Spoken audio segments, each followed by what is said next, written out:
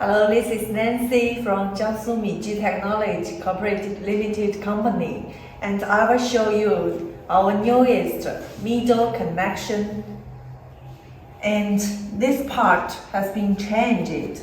Also, this clamp has been changed also, and the new connection will make the connection part stronger and stronger compared to previous one.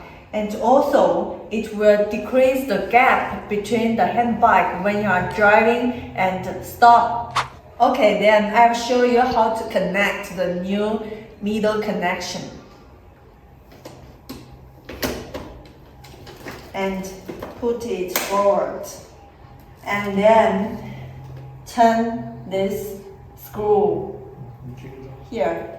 Come here.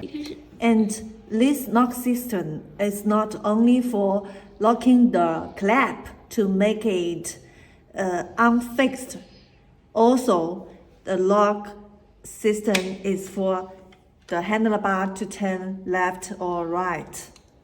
And then you can turn the power and... Okay, we can go now. OK， 预备开始。 Press this button for 3 seconds. And when the screen turns R gear, the handbike can move up backward.